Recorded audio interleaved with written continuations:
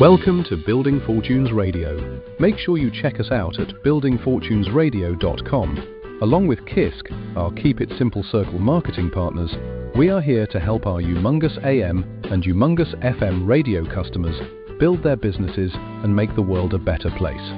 At Building Fortunes Radio, we know how much your business means to you and the people important to you. So join us to make the world a better place.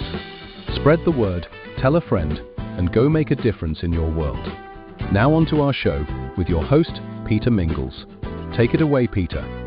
Hello, everyone. Peter Mingils here. You are listening to us on the Innovative Management Tools radio show with Patrick Seaton. Patrick Seaton has a great LinkedIn. That's where you can direct message him as well. It's Seaton, S-E-A-T-O-N. Patrick is easy for most people to spell, but it's P-A-T-R-I-C-K, Seaton. And if you go there, you'll be able to kind of ask him some of the questions and maybe take advantage of some of the free stuff that he gives away or has given away before, or any of the other things that you would probably do when you want to ask somebody as smart as Patrick Seaton some of the questions about his business management and consulting and tools. So he's got this great domain name, innovativemanagementtools.com, and that's kind of like how I met him as a result of a speed networking event that we did with Manny Lopez. Manny's a cool guy. Was on one of those this week with him as well. He's a gentleman who actually brings together entrepreneurs for a speed networking event. And Patrick was on there. I heard what Patrick said about how he took his business building and business coaching and otherwise other great tools and put them online to digitize them. And I said, wow, this is really cool because here's a gentleman who really knows what he's talking about, who's going to put a platform together. And boy, has he made sure that we are excited about some of the things he's put together. In addition to the tools, he's written books, something about crocodile brains and elephants and rugs, and he's written another couple of books as well. He's done this really cool AI tool called Ask Alex, and we'll talk about that, I'm sure, during the radio show. But he's also a great business person with excellent consulting. And last week, we kind of opened up the gate for a new idea that he's working on, so you want to check that radio show out as well. But on this week's radio show, we're going to get back into the regular stuff that he usually talks about. And this is all really great, so you'll probably want to have some note-taking devices ready, or just sit back and listen in and then listen later on, or a combination of both. I usually do like a combination of both because I start taking some notes because I'm writing notes for the show and I'm thinking about, and then he says something that kind of spins me off in a direction. I got to reel my way back in because he probably said something else I probably missed. So you probably need to listen to this again, and you want to certainly share this with other people as well. So Patrick Seaton, thanks for being here on your own radio show. Thank you very much, Peter. It's always a pleasure to be here on Thursday night, late Thursday night, but that's okay. So it's, as you're mentioning, Manny and all that, we've done, I won't say well over 100, but this is, we are in the 100 and teens, I think, of shows. So there's an awful lot to listen to and go back on and binge and, if someone really wanted to. But so that people know, I dabble in neuroscience, and I'm really focused on how to have the best kind of conversations. Excuse me, the best kind of conversations between humans, and that's really important in a world of AI. And my quest is to find ways to keep the human in the loop when they're in this AI world. And whether that is in sales or change initiatives or company culture or new supervisors who need to talk to their new team, or people who are in learning and development and training who are kind of dropped in and don't know how to have the right kind of conversations. And then eventually I want to get into product management. So I have lots of vertical topics that I like to talk about and create tools for, but they all land on the same thing, and that is the conversations that we need to have, and how can we leverage AI into that conversation or the preparation for the conversation. Because AI is not going to have the conversation with the other human. Or it shouldn't, because it doesn't know the other human.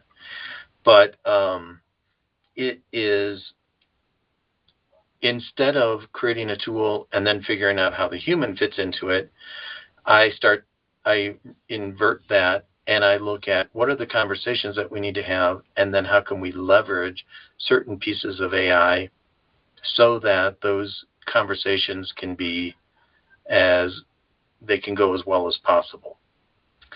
So tonight, I wanted to talk about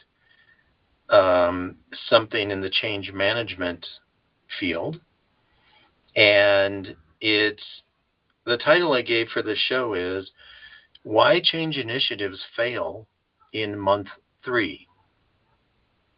Now, you can't see me, but as I said that, I was air quoting with my fingers, fail, because I'll say this now, and I'm sure I'll say it again. Failure is a very subjective, black and white. You either succeed or fail. However, when you talk about initiatives that are impacting multiple altitudes of a company, what may seem like to a certain level of people saying, didn't really get, kind of disappointed in it. Well, that to them is failure. But you can take the same initiative and go to a different altitude, and it solved all their problems, and they say this is the most wildly successful initiative we've ever had. So I am very much against the succeed or fail. It's not black and white. There are about 50 shades of gray in there.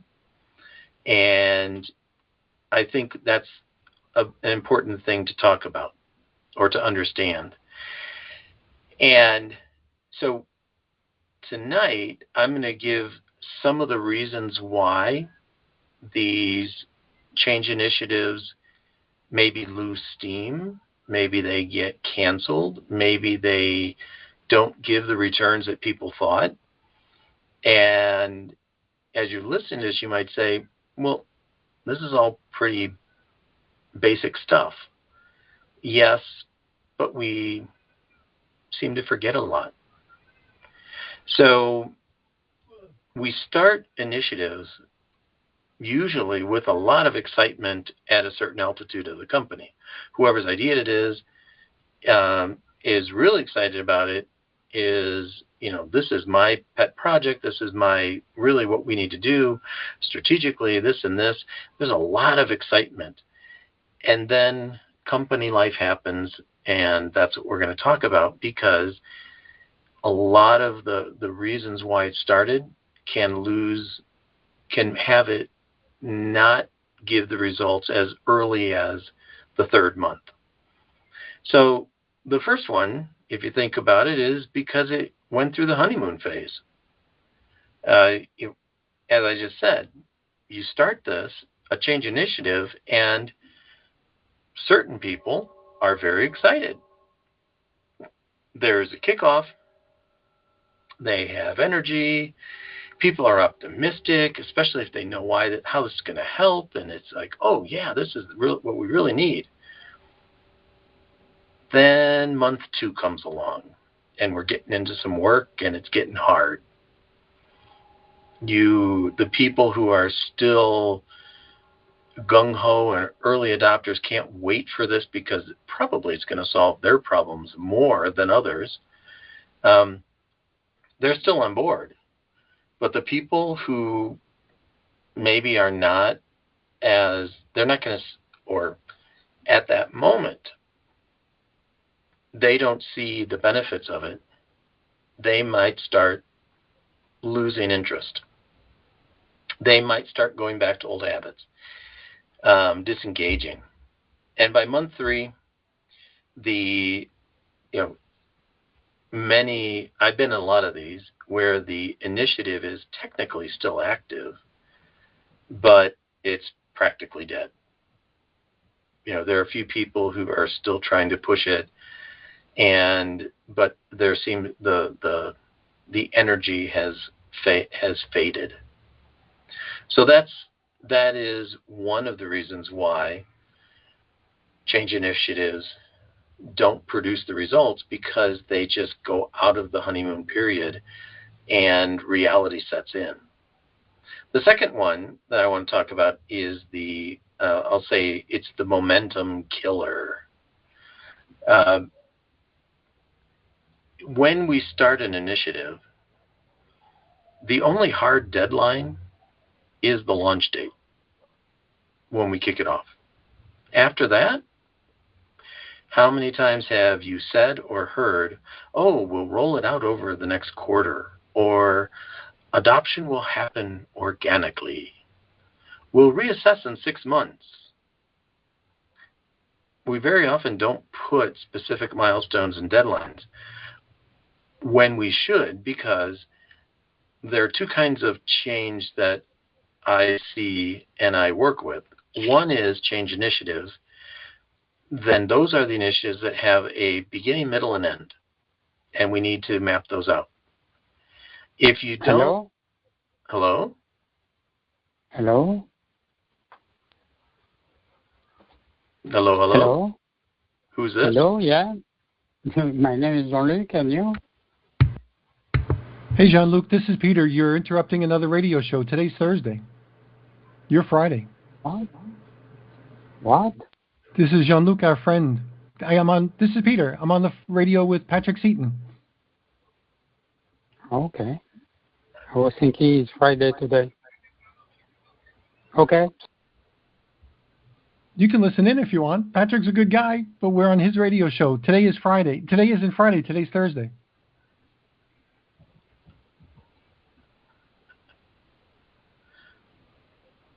Okay, I think he dropped off.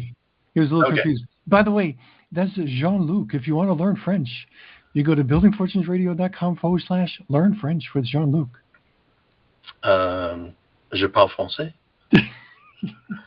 Did you know I spoke French? No, I did not.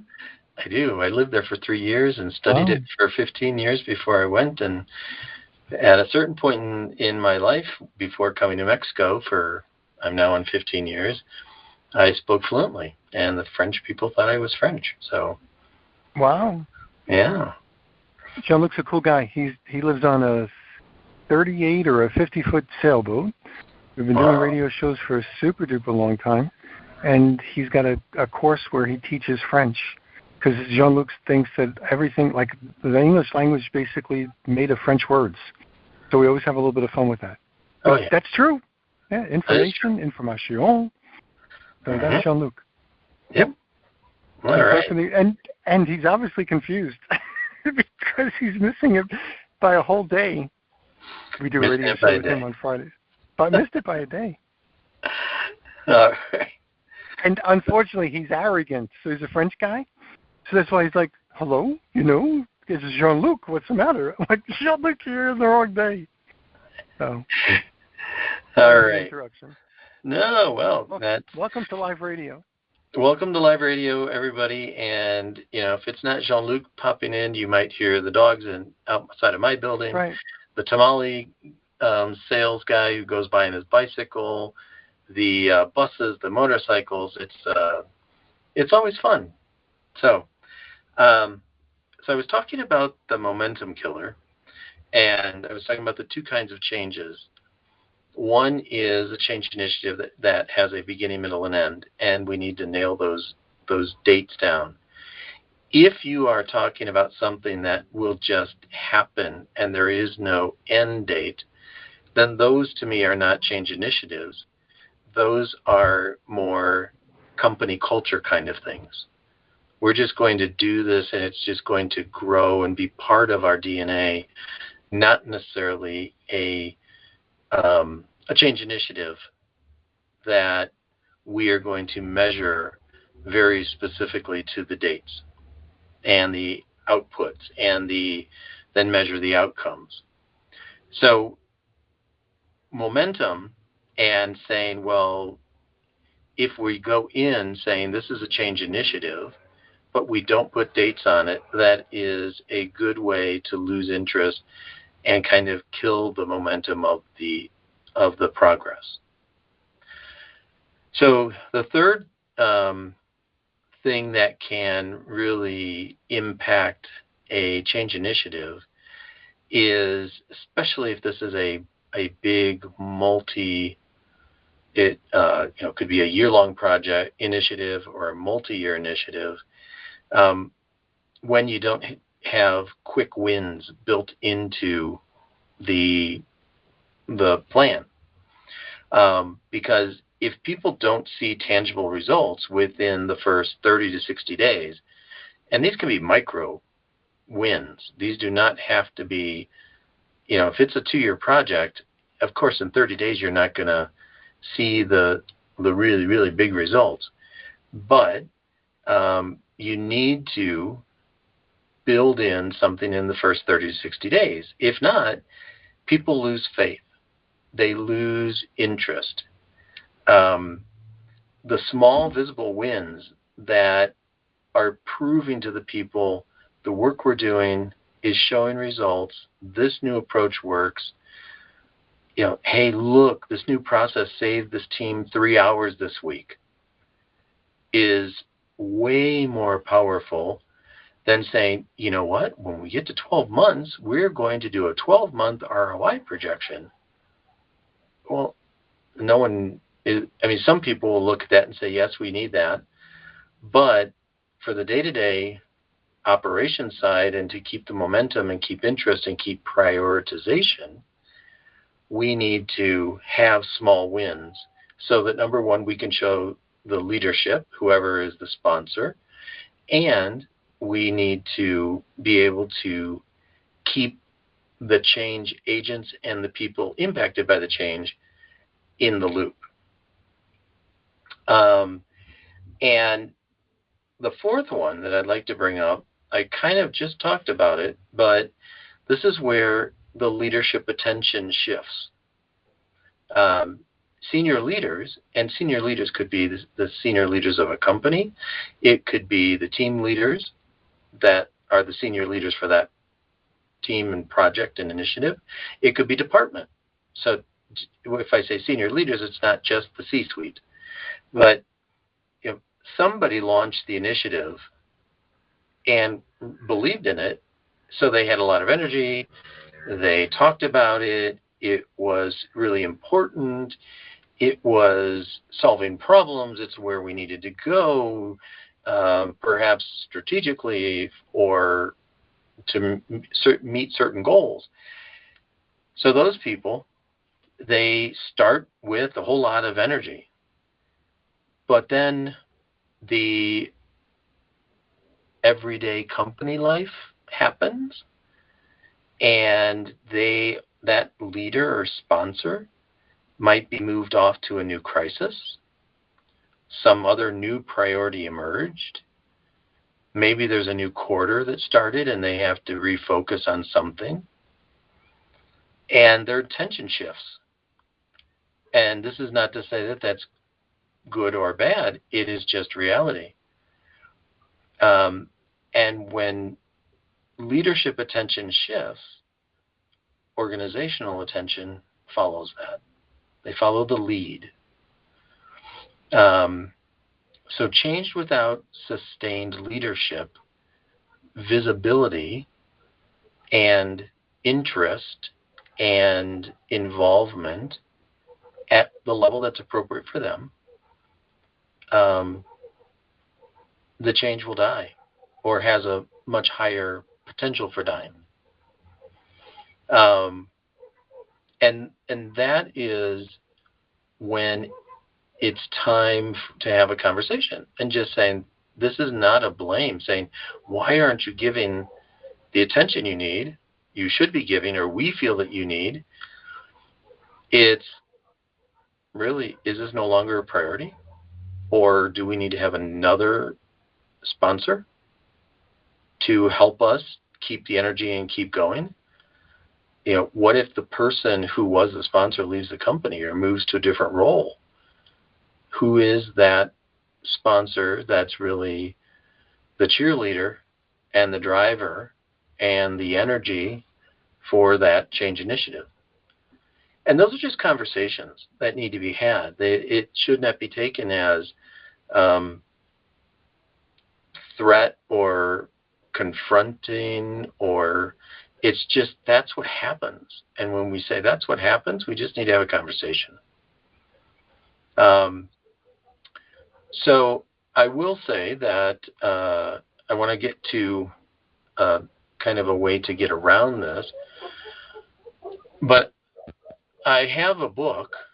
Peter mentioned the books I have, and I wrote a book called The Change OS, and it's really a blueprint for what are the conversations that we need to have inside organizations at the right altitudes with the right people on the right topics during a change initiative.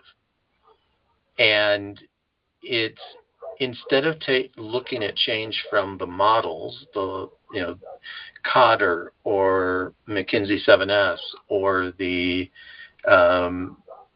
Burke or whatever models that you use,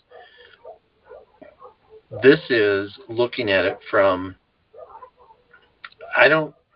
for me personally, everyone can use whatever models they want and strategies and tools and everything.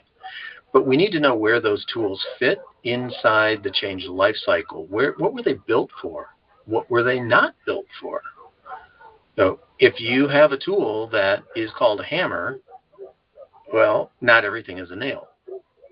You might need, over here, you might need a screwdriver, and over here you need a wrench, and over here you need a saw. So change is not just one magic tool. It is a combination, and it's lots of conversations that need to take place with different groups, different people, different moments, and have a focus. And that's what this book is all about, The Change OS. So I would love to talk to anybody about it and share. I'm going to start doing in August, events where I'm explaining the concept. But so if change is something, if you're a change practitioner listening to this, or a business owner, and you would like to get some information, maybe changes have not had the results you were expecting in the past, and now you'd like to think of doing something differently, I would love to talk. The other thing, besides having that kind of framework, is that you can always put in a 90-day structure and routine. So what does that mean? Because we know that they go through these cycles of 3 months, which is a quarter, which is the honeymoon period, as I talked about, and priorities can shift. Really, the best thing is to break these initiatives into 90-day sprints, if you will, but you, at the end of each sprint, you look at what is working, address what's not, and make sure that the initiative still is a priority and is something that the company wants.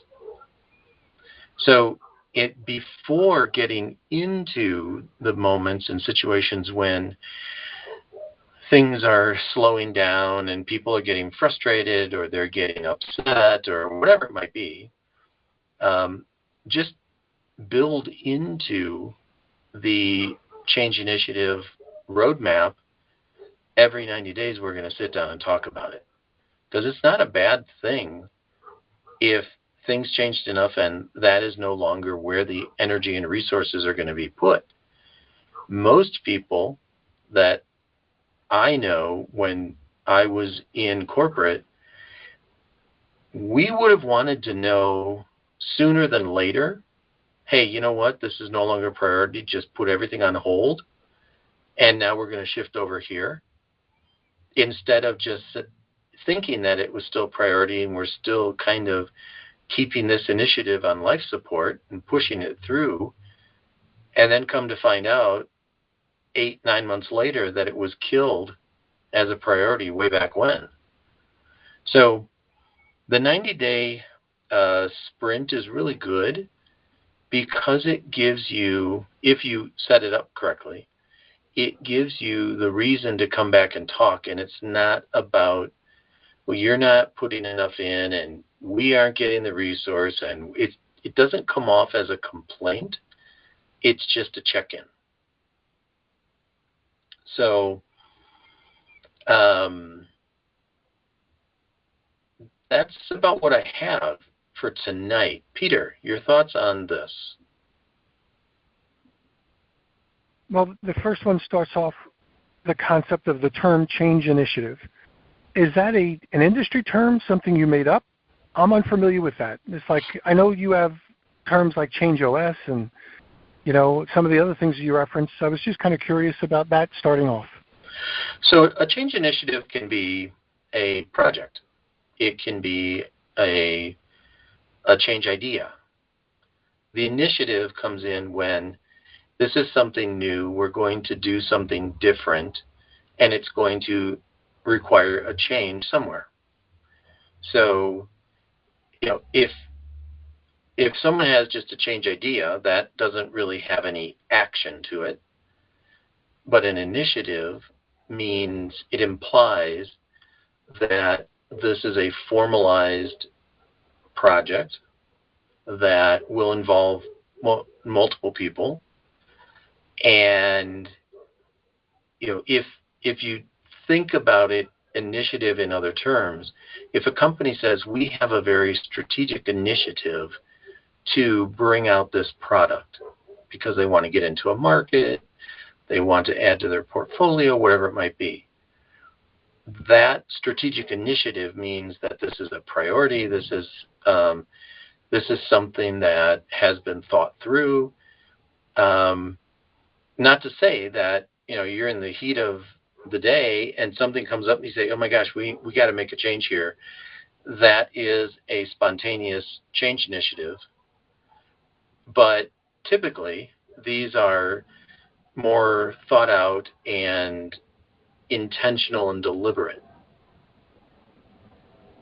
So an example of a change, yeah, sure. Like, could an example of change initiative be someone who's trying to integrate Ask Alex into their workflows? A person? Yes, I guess. If you were to say, let's take it, a company. And we got to define Ask Alex. So give people a very brief introduction of what Ask Alex is first. Yeah. So Ask Alex is a sales and communication thought partner. But if we look at it through the sales end, it is a sales thought partner so that the salespeople can use this tool before and after interactions they have with prospects and clients. And it brings neuroscience in. It thinks about the client over the seller. It has many agents. It plugs into an AI platform, but it's not driven by AI in the way that we think about it, where it's going to make stuff up and hallucinate and all that.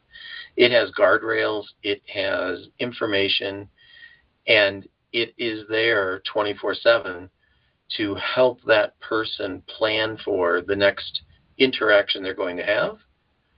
And then once they finish, analyze what went on and how can they do better. So Ask Alex is a tool that I launched last fall, just about a year now ago.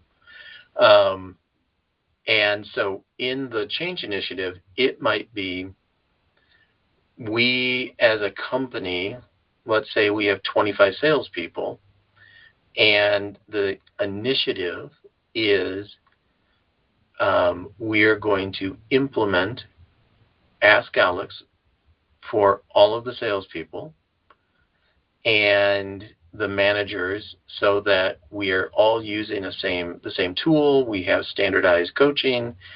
So that's going to imply, okay, you need IT, because probably it will be at the enterprise level.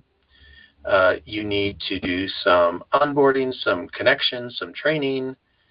You would want to have some sort of ongoing program for explaining what it is and how they can use it, because it has many support agents inside it that many of the users don't even know exist. And so you might want to do some education on what's in there, what they have access to. So, but the change initiative could be, we're changing from everybody runs to the managers when they have a question to, we're going to implement this tool, and we want people to use the tool not to replace the manager, but for all of those day-to-day, more repetitive tasks and questions that they can get from the tool, and then save the manager time for more strategic or real coaching, whatever they want to do and how they would want to use that time. So freeing up some time for the managers, but also giving the salespeople the time they need with a thought partner who their manager is at certain points. So it's very good for your new employees, your underperformers, and if you have any remote sellers who don't get a lot of access to the manager, it's really good for them because they can ask all those questions and not use their weekly 30 minutes to try and squeeze them in. But the initiative, you'd say, okay, we want to do this, and within a month or 2 months, we want to have everyone connected, everyone up and running, and we've had training, explanation, and we also have an ongoing plan for how we can increase the knowledge of what Ask Alex can do. But we want this all to be done within 60 days. Now, if we hire new people, then we would just do it for individuals. But as a group, that could be a change initiative. Makes sense. Okay, perfect. Thanks for the explanation. All good stuff. Okay. So that's what I have on that. And for those who have not listened, or this is the first time, the show is set up in two halves. Doesn't necessarily mean by time, but the two halves are divided, and because this is radio, it's divided by music. And when we come back from the first song, I'm going to talk about a conversation framework that is tied to this, and it's called Deadlines, and it's helping people with their time management. And I'll explain what conversation frameworks are, but the song is about time management and deadlines. So, Peter, if you want to play the first song.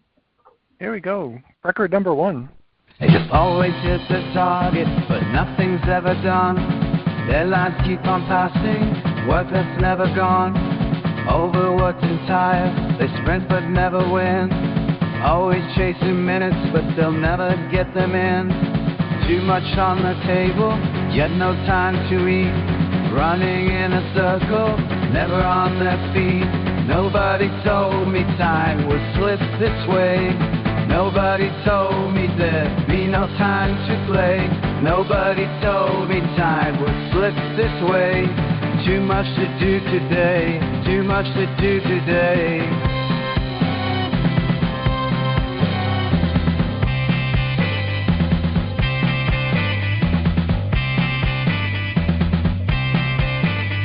They're drowning in the paperwork, caught up in the grind.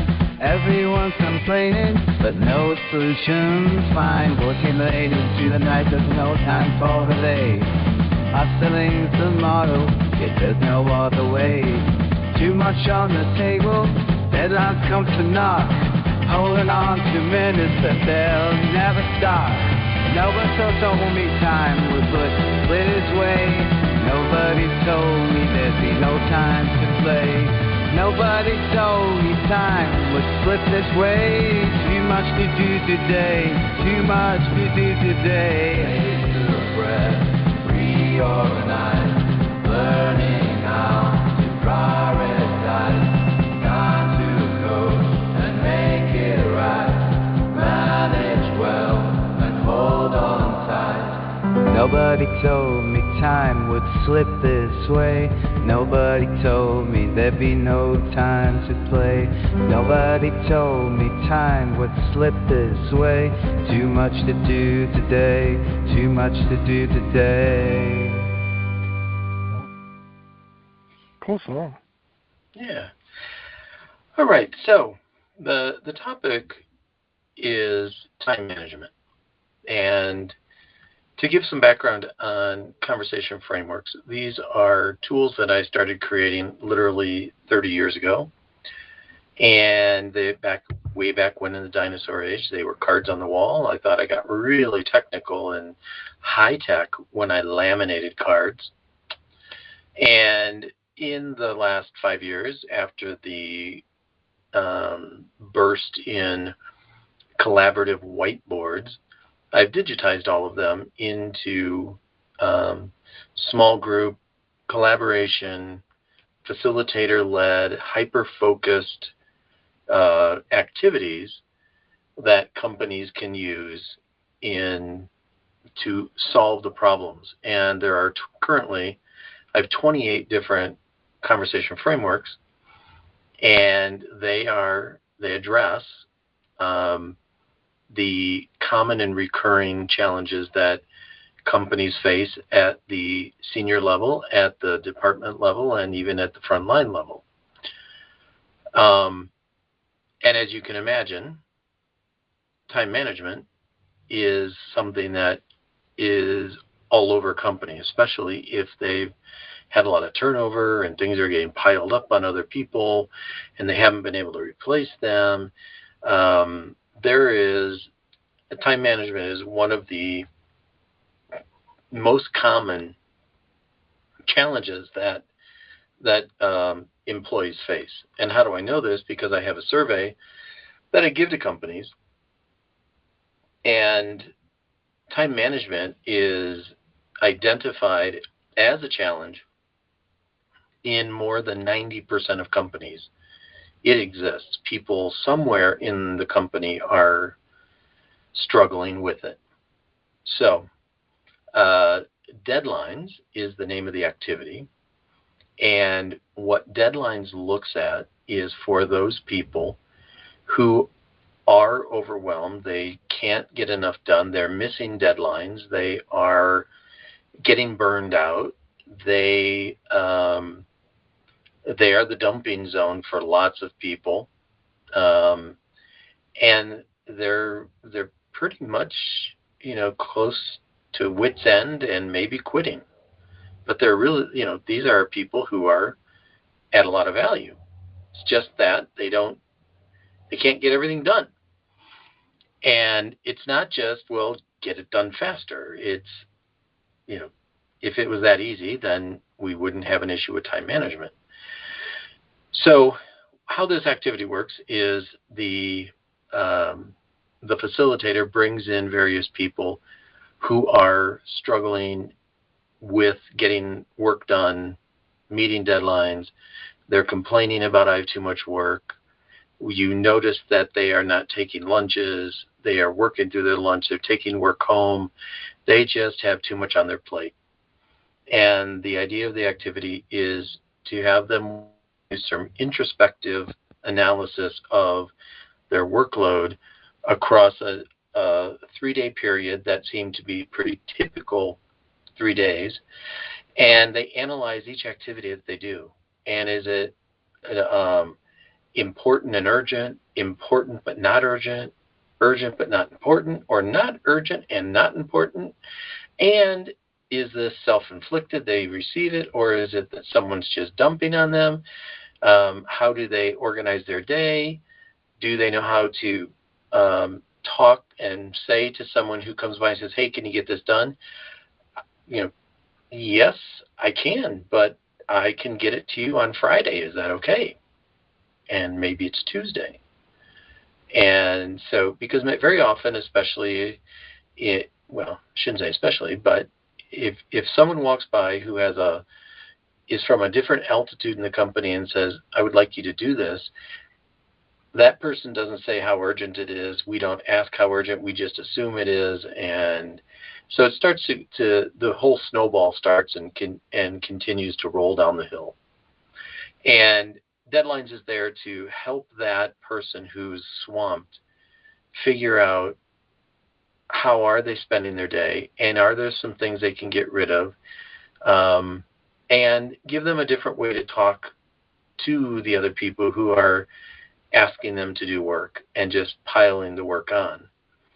And it might be their job, which is fine, but it might be that it's too much, just too much for one person. So Deadlines is the way the conversation frameworks work is I train internal facilitators in a company so that they know how to facilitate for this conversation framework, this topic. If you have, let's just say, 100 people in your company, you might have 30 people who struggle with time management and are getting burned out because of the workload. And so this is not an activity, a discussion that you're going to want to hire an external consultant to talk to 30 people or groups of 5 and 6 times. Why not train someone internally who can work with those people when needed, as needed, and they get trained on how to facilitate. You get lifetime unlimited use of the tool, and then you just start using it across the company. So time management is a big one. It is a big one, but very often the people who are struggling with time management, they either are very vocal or they keep it very undercover, and that is not healthy for them.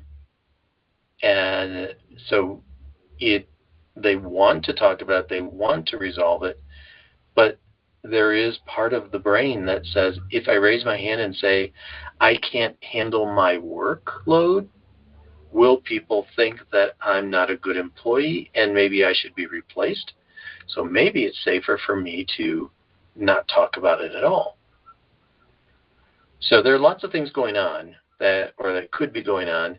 The best thing is to have a culture where people can just raise their hand and say, you know what, the workload has grown so much and I need some help figuring out. Is it that we can get rid of some stuff? Is it that I'm accepting too much? Is it that we need to hire another person? Whatever it is, let's not figure out the solution before we understand the problem.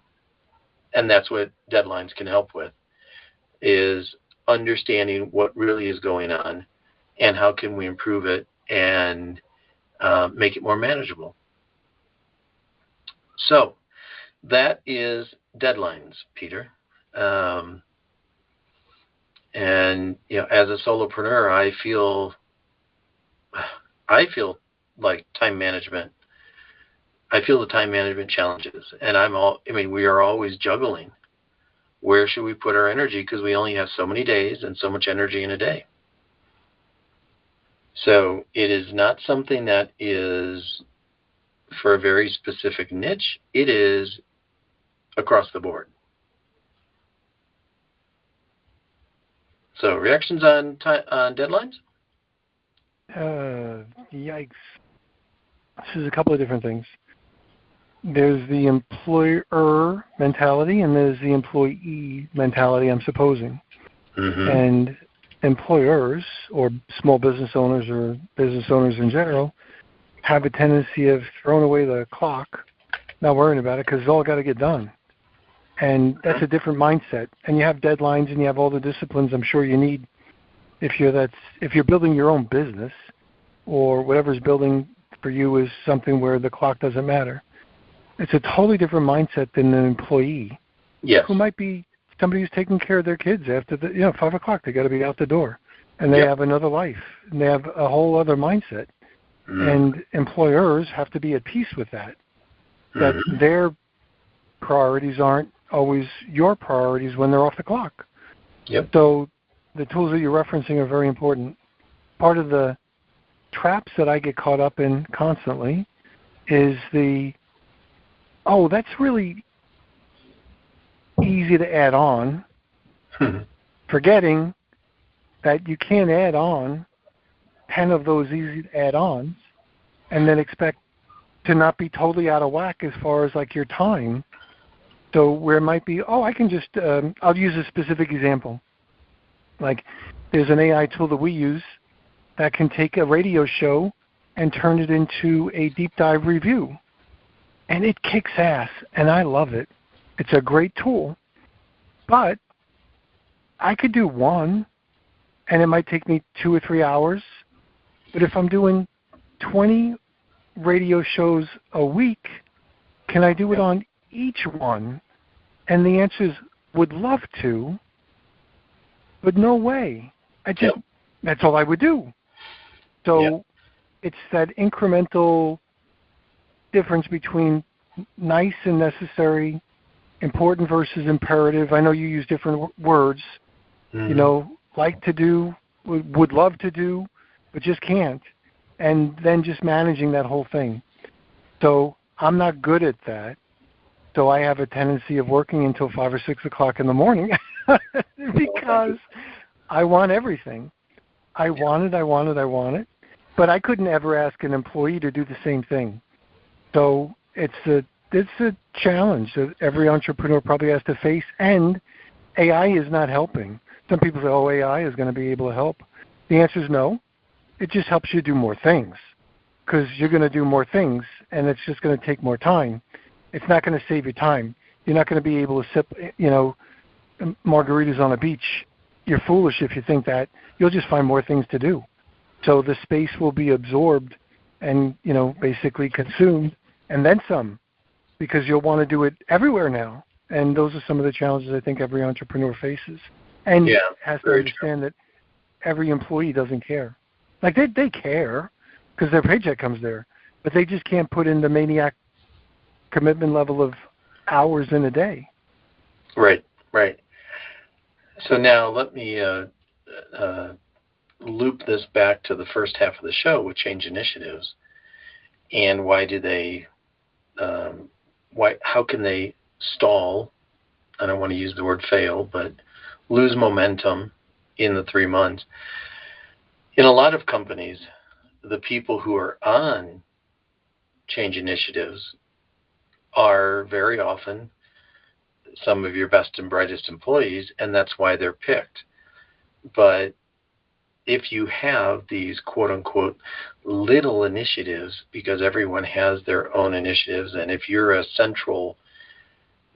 central department like maybe IT or engineering or something, where the good, the reliable, the people who we know are going to pull through, if they get put on 4 or 5 of these little quote-unquote projects and initiatives, now their time is being managed by other people, and that's where you have some conflicts because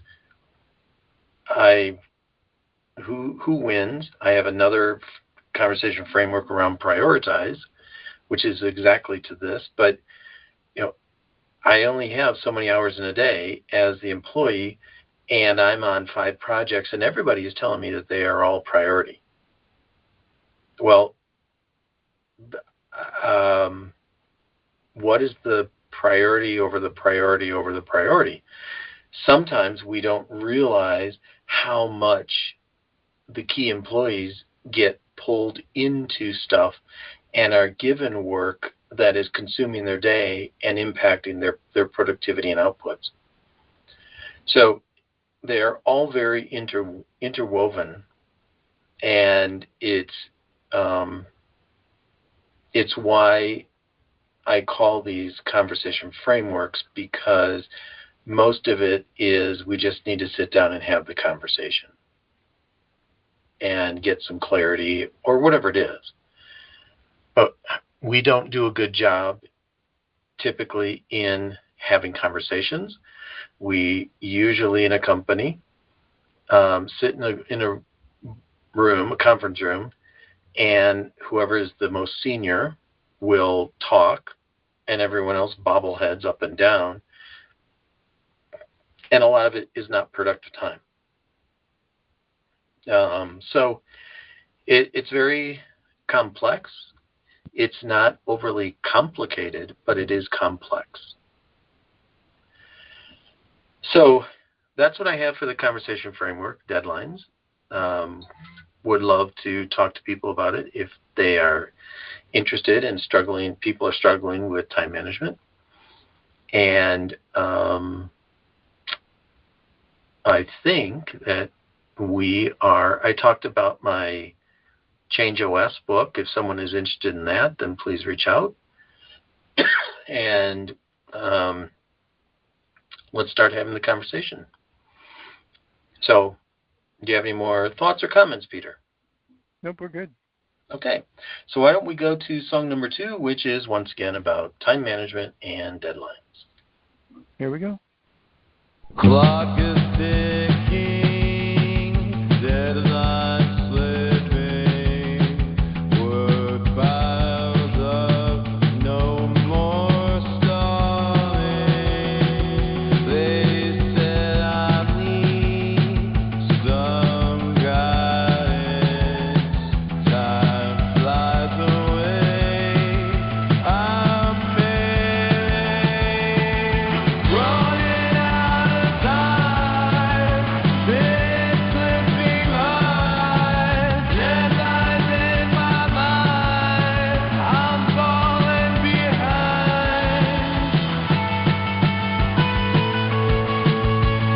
I was finished. Too much on my plate, others manage, but I hesitate. Taking work back home, no time for a break. Running out of time, been slipping by, deadlines in my mind. I'm falling behind. Deadlines, coding start. Time to change my mark. Prioritize my plan. Control back in my hands. Running out of time, been slipping by, deadlines in my mind. I'm falling behind.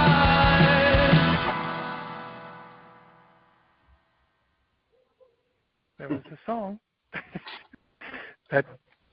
that for whatever reason, that song strikes with me today because I'm a little fuzzy, and that song sounds a little fuzzy to me. You know, it's kind of like in a clouded room. You know, a little fuzzy, maybe just either falling asleep, getting ready to wake up. It was kind of the it kind of had that what's the style of music? Garage. Right. I'm not thinking of the name, but you know that, or a basement establishment, and it's the band's on and it's just bouncing off the walls, and you know everyone's just bobbing their heads like doing yeah. After a long day. After a long day, yes, absolutely. So Happy hour was a couple hours ago. that's right. Everybody That's right. Everybody should be going home. Yeah. So so please, if you hear this and it's in August. I'm going to do 10 events where I'm introducing the Change OS at a high level. I'm doing 10 of them at different times a day because I have people from everywhere from the US, Canada, Brazil, Australia, Europe, perhaps Indonesia, New Zealand, people who are in the change space and they're curious about this. So I'm scheduling 10 events over the course of August to kind of introduce it. And if someone's interested in that, please let me know. And I would love to talk about it and send some information. Perfect. So check them out. Make sure you instant message, if you will. You can go through Patrick Seaton on LinkedIn. You can always go to Innovative Management Tools. You can check out everything over here on Building Fortunes Radio as well. And we're going to be back next week, I suppose, Patrick. This sounds really good. And if you have a calendar of those events, we'll also put those in the show note descriptions as well. I will send you the information that I send people, and you can drop it in there. Yeah. Excellent. And next week we are going to be still in change management. So we did a lot on sales. If you look back, listen back to the other shows, but now I'm in my change management mode. So excellent. Come back next week. Well, we're going to catch everybody next week. We'll be in August, and we'll see everybody next time. Thanks, Patrick. Thank you. You've been listening to Building Fortunes Radio on buildingfortunesradio.com. Thanks for listening. Building Fortunes Radio is part of the Humongous AM and Humongous FM radio network. Be sure to check out the buildingfortunesradio.com website to listen to your favorite shows. You can also hear us on Humongous Radio and wherever you find your favorite podcasts. It's been our privilege to have you listen in. At Building Fortunes Radio, we wish you the success you deserve and are willing to work for.